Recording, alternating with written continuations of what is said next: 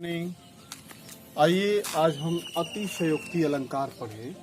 इससे पहले हमने अनुप्रास, यमक, श्लेष, उपमा, रूपक, उत्प्रेक्षा पढ़ लिया है। उसके वीडियो बन चुके हैं। आज के वीडियो में हम पढ़ेंगे अतिशयोक्ति अलंकार। अतिशयोक्ति अलंकार क्या है, पहले हम ये जानेंगे। अतिशयोक्ति अलंकार में हम किसी व्यक्ति, वस्तु या घटना का वर्णन बहुत बढ़ा चढ़ाकर करते हैं। लोग सीमा के परे उसका वर्णन हो जाता है। ऐसी ऐसी बातें कह दी जाती हैं जो सामान्य तौर पर डाइजेस्ट नहीं हो पाती, पच नहीं पाती। इतनी बड़ी बात। जैसे आप ये पहले उदाहरण में आप देखेंगे, हनुमान की पूंछ में लगन पाई आग, लंका सगरी जल गई, गए निशाचर भाग। अब इस दोहे में आप देखेंगे, इस दोहे में क्या लिखा है? इसमें लिखा है कि हनुमान की पूंछ में अभी आग ठीक से लगने भी नहीं पाई थी। तब तक हनुमान जी ने इतनी फुर्ती दिखाई, अभी आग भी नहीं लग पाई थी पूरी तरह, इतनी फुर्ती दिखाई कि पूरी लंका जल गई और सारे राक्षस भी भाग गए। ये पॉसिबल दिखता ही नहीं है। अरे जब हनुमान जी की पूंछ में पूरी तरह आग लगेगी, फिर वो एक कोने में जाएंगे, दूसरे कोने में जाएंगे, जलाएंगे, फिर लंका को जलने में थोड़ा टाइम लगेगा, इसके बाद राक्षस भागेंगे, तो ये बात थोड़ी सी जमती है। लेकिन हनुमान जी की फुर्ती का इस तरह से इसमें कवि ने वर्णन किया है कि यहाँ पे देखिए, कह रहे हैं कि हनुमान की पूंछ में अभी ठीक से आग लगने भी नहीं पाई थी कि सारी लंका जल गई सेकेंडों में और सारे राक्षस भी भागे उसी दम से। तो ये बात जो है खूब बढ़ा चढ़ाकर इस घटना का वर्णन हुआ है। हनुमान जी की फुर्ती का इसमें जो है खूब बढ़ा चढ़ाकर वर्णन किया गया है, जो सामान्य तौर पर संभव नहीं है। तो इसलिए यहाँ पर अतिशयोक्ति अलंकार है। ठीक इसी तरह यहाँ पर देखिए, यहाँ लिखा है कि आगे नदियां पड़ी अपार, घोड़ा कैसे उतरे पार, राणा ने 140 पार, तब तक चेतक था उस पार। अब यहाँ पर ध्यान देने की बात है। यहाँ पर कवि क्या कह रहे हैं? मुगलों के साथ जब महाराणा प्रताप का युद्ध हो रहा था, अकबर के साथ, हल्दी घाटी का युद्ध, तो हल्दी घाटी के युद्ध में राणा प्रताप के घोड़े का नाम आपको पता है, चेतक था। चेतक की फुर्ती का वर्णन इसमें कवि ने किया है।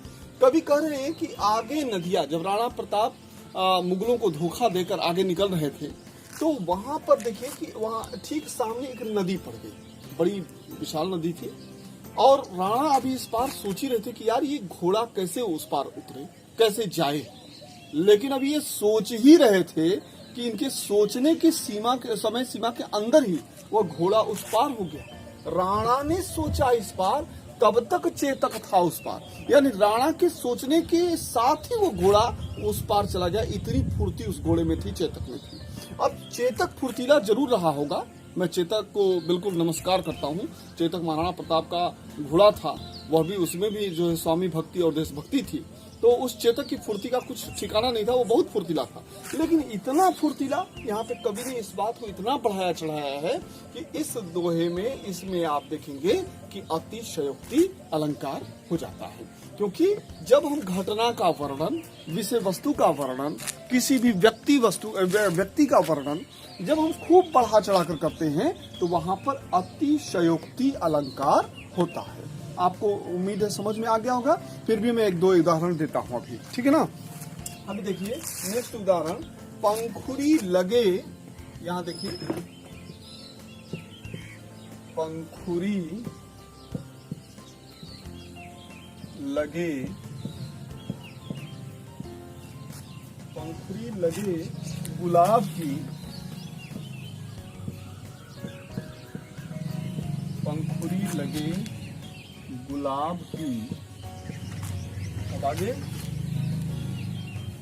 परी है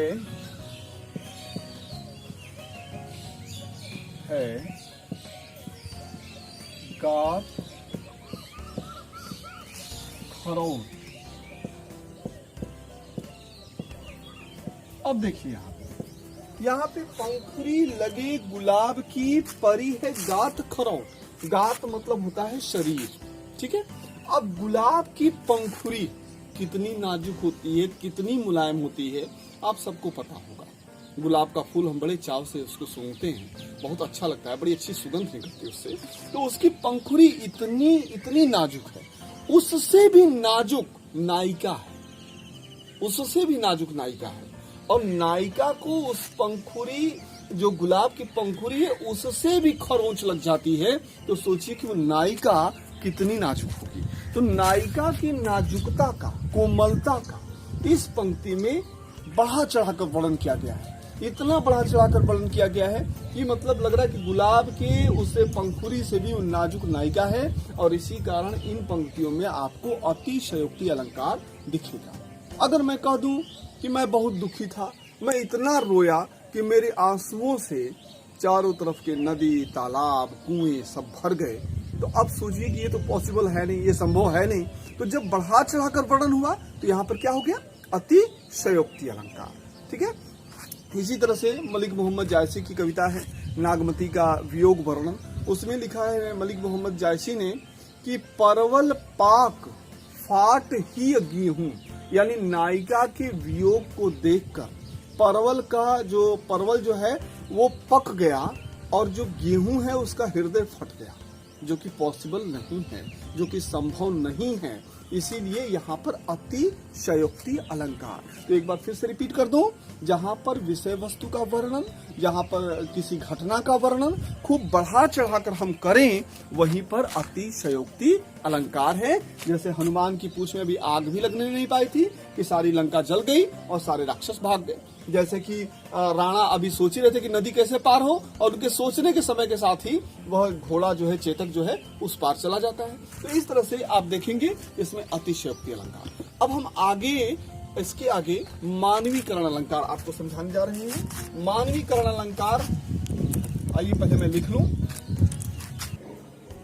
आइए अब हम मानवीकरण अलंकार पढ़ें। मानवीकरण अलंकार क्या है?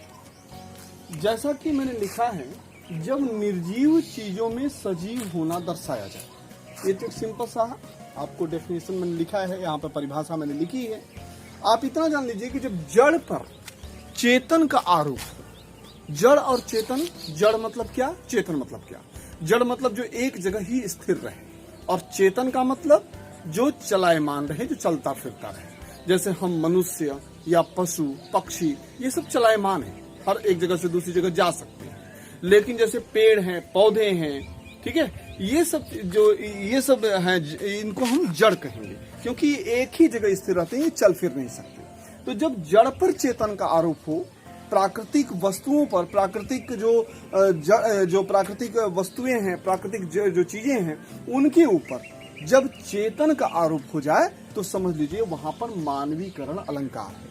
जैसे मैं मान लो कहूं कि फूल हंसे कलियां मुस्काई। अब आप सबको पता है कि फूल हंसते नहीं, कलियां मुस्कुराती नहीं, क्योंकि वह हंसना और मुस्कुराना हम मनुष्य ही करते हैं। लेकिन हम मनुष्यों की यह प्रवृत्ति, हम मनुष्यों की यह आदत, या हम मनुष्यों का जो ये हमारा जो यह क्रियाकलाप है, यह क्रियाकलाप हमने फूल और कलियों पर आरोपित कर दिया। इसलिए यहाँ पर मानवीकरण अलंकार हो जाता है। ठीक है, यानी जब हम जड़ पर चेतन का आरोप करते हैं, वहां पर मानवीकरण अलंकार हो जाता है।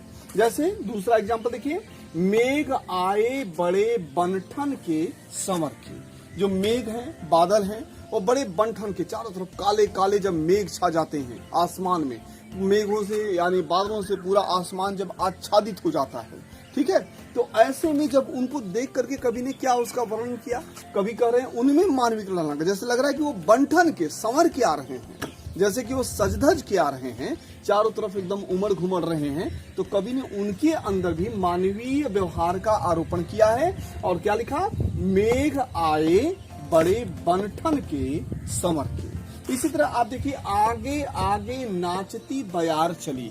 बयार मतलब हवा होता है, हवा होती है, ठीक ना। तो ऐसे कवि ने वर्णन किया है। कभी अब हवा नाचती थोड़े है, आप सबको पता है हवा नाच नहीं सकती, वो मनुष्य ही नाच सकता है, या पशु पक्षी, मान लो कि पक्षियों में मयूर वगैरह ये सब नाच सकते हैं, हिरण नाच सकता है। लेकिन यहाँ पर इस हवा का वर्णन हो रहा है। कभी कह रहा है कि आगे आगे नाचती बयार चली, यानी हवा जो है नाचते हुए आगे आगे चल रही है। इसी तरह से यहाँ पे चौथे उदाहरण में आप देखिए, और सरसों की न पूछो हो गई सबसे सयानी, हाथ पीले कर लिए हैं ब्याह मन मंडप में पधारी। अब सरसों के पीले पीले फूल आपने देखे होंगे खेतों में लहराते हुए, ठीक है। तो उन पीले पीले फूलों को कवि ने किस तरह से, जैसे कि दूल्हे और जैसे कि हम किसी की शादी में देखते हैं कि उसको जो है सजाया धजाया जाता है, हाथ नहीं कहते हैं कि हाथ पीले कर दिए, ठीक है ना। तो मतलब ये कि उसको हल्दी लगाया जाता है, उसको पीला मतलब उस तरह से करके फिर नहलाया जाता है, उसको सजाया धजाया जाता है। ठीक यहाँ पर उसी क्रियाकलाप का वर्णन यहाँ पे सरसों के फूलों पर कभी क्या करा है, और सरसों की न पूछो हो गई सबसे सयानी, यानी कि जब फूल गए तो सयाने हो गए, ठीक ना। अब वो सयाने हो गए, जवान हो गए, हाथ पीले कर लिए हैं। अब सरसों के फूलों का रंग पीला होता है, तो हाथ पीले कर लिए हैं, ब्याह मन मंडप में पधारी। इस तरह से यह सरसों के फूलों पर मानवीकरण अलंकार का प्रयोग करके कवि ने यहाँ पर इसकी सुंदरता में इजाफा कर दिया, इसकी सुंदरता को बढ़ा दिया। आपकी पाठ्य पुस्तक कोर्स बी में आप देखेंगे, हिंदी की पाठ्य पुस्तक है पर्वत प्रदेश में पावस, एक बड़ी अच्छी कविता है, सुमित्रा नंदन पंत जी द्वारा रचित है वो। तो उसमें आप देखेंगे कि मानवीकरण अलंकार का सर्वाधिक प्रयोग उस कविता में हुआ है। जैसे कि आपको एज एग्जांपल में दूं तो उसमें देखिए लिखा है कि मेखलाकार था पर्वत अपार, अपने सहस्त्र दृग सुमन फाड़, अवलोक रहा था बार बार, नीचे जल में निज महाकार। यानी अब जो पर्वत था वो मेखलाकार रूप में, टेढ़े मेढ़े रूप में दूर दूर तक फैला हुआ था, उसके ऊपर हजारों फूल खिले थे। कवि का कहना है कि वो फूल नहीं थे, वो उस पर्वत की आंखें थीं, और पर्वत अपने उन्हीं हजारों फूलों रूपी आंखों से नीचे वाले जल में अपने विशाल आकार को निहार रहा है, ठीक है। तो यहाँ पर मानवीकरण आपने देख लिया। इसी तरह से आगे आप देखिए लिखा है कि गिरिका गौरव गाकर झरझर, मद में नस नस उत्तेजित कर, यानी कि जो पर्वत हैं, पर्वतों से गिरने वाले जो झरने हैं, वो झरने ऐसे गिर रहे हैं मानो वो पर्वतों की यश गाथा, मानो वो पर्वतों की गौरव गाथा गाते हुए गिर रहे हैं। झरने गीत नहीं गाते, झरने गीत नहीं गाते, नदियां गीत नहीं गाती, लेकिन जब इनसे गीत गवाया जाए, इनके कलकल की ध्वनि को जब हम उसको मधुर संगीत का रूप दे दें, तो यहाँ पर क्या हो जाता है, मानवीकरण अलंकार। सीधे सीधा जब जड़ पर चेतन का आरोप हो, जब निर्जीव चीजों में सजीव होना दर्शाया जाए, तो वहां पर मानवीकरण अलंकार होता है। उम्मीद करता हूं आपको समझ में आ गया होगा। किसी भी तरह का सुझाव आमंत्रित है। आप किसी भी तरह का सुझाव देना चाहें तो कमेंट बॉक्स में आकर अपने सुझाव दे दें। धन्यवाद।